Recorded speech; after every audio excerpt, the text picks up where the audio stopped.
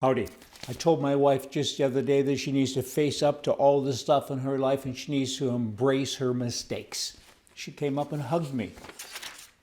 For those wondering about COVID, I got COVID stuff for you, just a little bit of information. This virus thing kind of keeps on going on. The world's starting to open up, but there's all kinds of consequences and different things going on. And you know what? The success here has been amazing with regard to the negative. The world has been shut down. The world economy has been shut down. What can we expect next? Pieces of it are opening up, and I get that, but there's a great reset coming, I feel. It's all about globalization, and somebody's trying to hit that reset button, and it's probably starting to happen as we are talking now.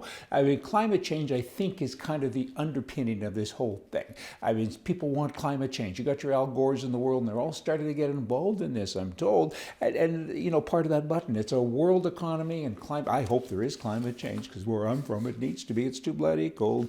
Honolulu, another virus story. You have the governor there that says, y'all can keep coming to our place. Airplane fares are cheap. They're starting to fly again.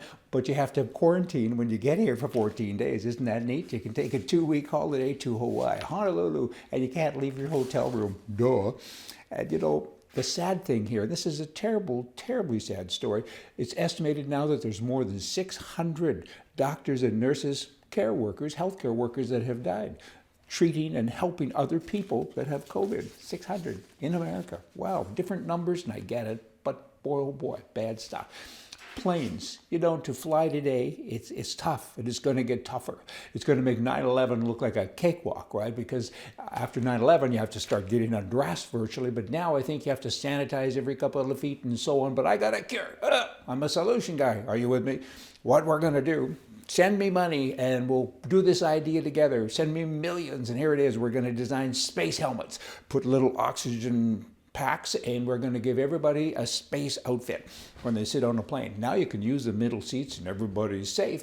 Right? You can't get anything because they use it already, so that's what we'll do. Are you with me? Send the check. Trump.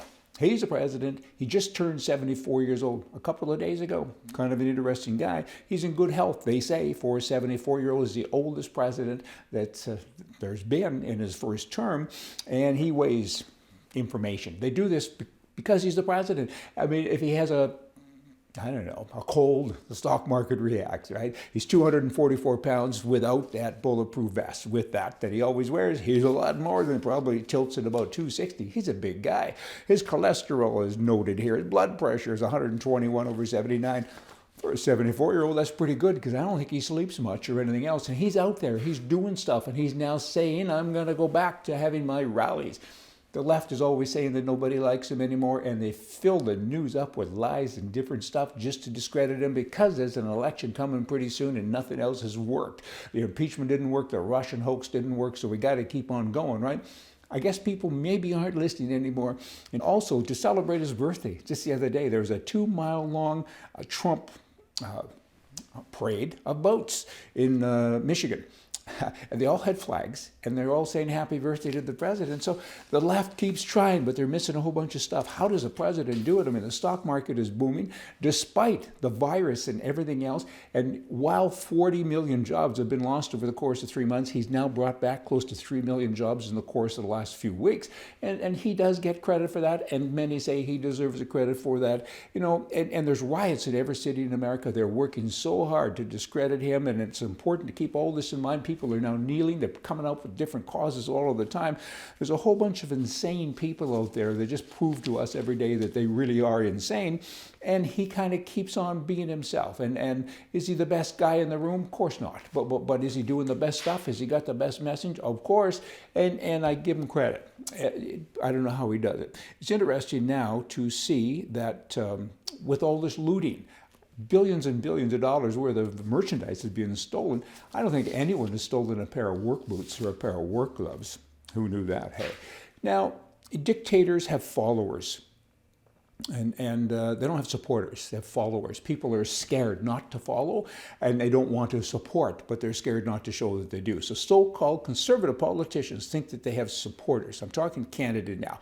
People that go with the party. 30% of all Canadians have voted, more or less, have voted conservative. But most of those people don't like the makeup of the party. They all feel virtually most of them, most of them virtually, they feel that the party is too much like the Liberal Party. So these so-called politicians, though, they have supporters. They think, but the reality is they don't. They have followers.